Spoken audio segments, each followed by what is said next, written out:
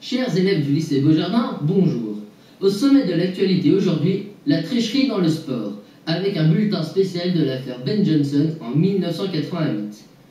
Puis nous ferons un tour du côté du badminton, avec l'affaire des Chinoises ayant truqué leur match, et nous avons en direct notre envoyé spécial depuis Monte-Carlo. Oui, en effet Pierre, et voici le déroulement de la course et ce qui s'est passé.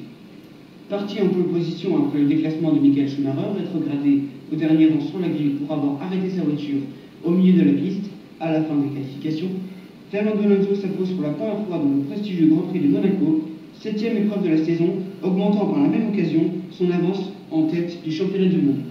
Jusqu'à l'intervention de la voiture de sécurité au 48e tour, après l'explosion du moteur de l'Australien Mark Webber, jusque-là solidement installé à la 3e place, Alonso eut fort à faire avec Kimi Räikkönen qui s'était emparé de la seconde place dès le 2e tour et n'avait plus lâché le train du pilote espagnol, obligé d'économiser ses pneumatiques par un problème de surélevage et de motricité sur son 2e train de pneus.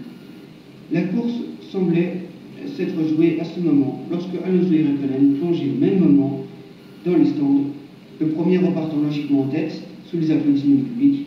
Nombreux favorables pilotes de l'écurie française, la fin de la course fut facilitée pour le champion du monde par l'abandon de son rival finlandais 3 jours plus tard, après l'explosion de son moteur Mercedes, Juan Pablo Montoya et David Coulthard, tous les deux anciens vainqueurs de l'épreuve monégasque, héritent des 2e et 3e places. Parti des stands avec beaucoup d'essence pour ne faire qu'un arrêt après la sanction imposée par Michael Schumacher, certes aidé par les abandons de Webber, Räikkönen et Jarno Trulli, un temps 3e, termine finalement 5e à l'issue d'une spectaculaire remontée au cours de laquelle il améliorera à plusieurs reprises le meilleur tour en course qui le reviendra finalement avec un chrono de 1 minute et 15 secondes. Merci Pierre et merci à nos chers téléspectateurs, c'était Antonin Bernard en direct de ce reportage sur la triche. Merci et à bientôt.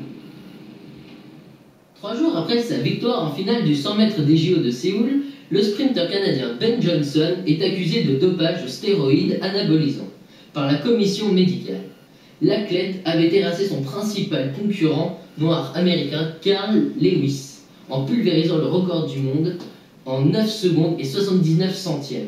Sa médaille d'or lui est immédiatement retirée. Son record du monde est effacé et il est condamné à une suspension de 2 ans. Et je suis en compagnie du professeur Clément Lorenz, spécialiste en substances illégales. Bonjour Clément. Bonjour Pierre. En effet, aujourd'hui je vais vous parler des substances les plus fréquemment utilisées chez les sportifs lorsqu'ils désirent se doper. Pour se doper, il existe de nombreux produits. Tout d'abord les anabolisants. Ce sont des hormones représentées surtout par la testostérone masculine.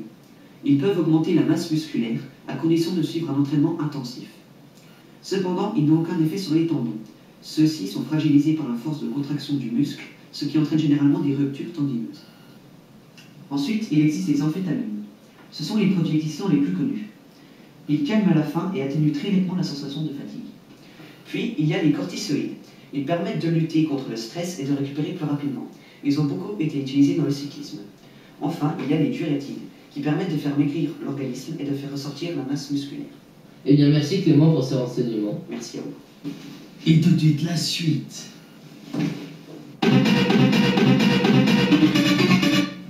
Bah moi, depuis que j'utilise Iso Plus, mes cheveux ils poussent quand je vais sous la douche. Alors regardez, on est dans la douche. Et quand je ressors, j'ai plus de cheveux. C'est trop bien.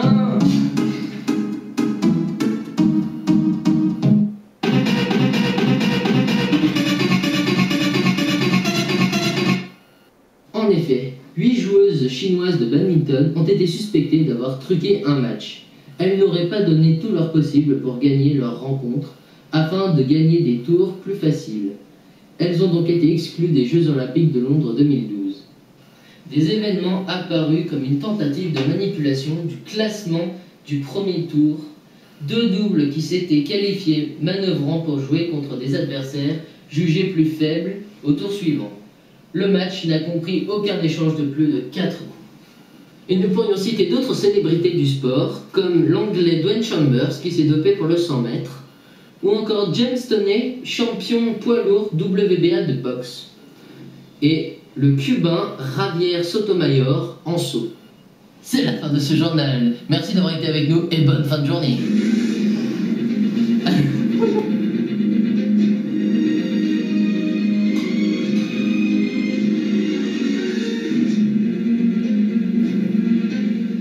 Et cet après-midi, maintenant, vous pourrez tenter de gagner un trombone, et oui, un trombone, en appelant au 3624 en répondant à la question suivante. Attention, comment s'appelle le spécialiste en substances illégales? Répondez maintenant. Maintenant.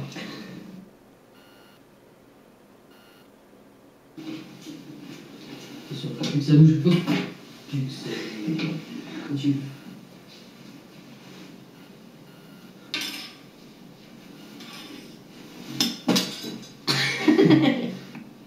Coucou.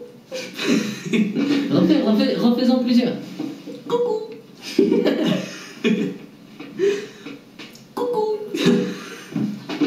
Arrête de...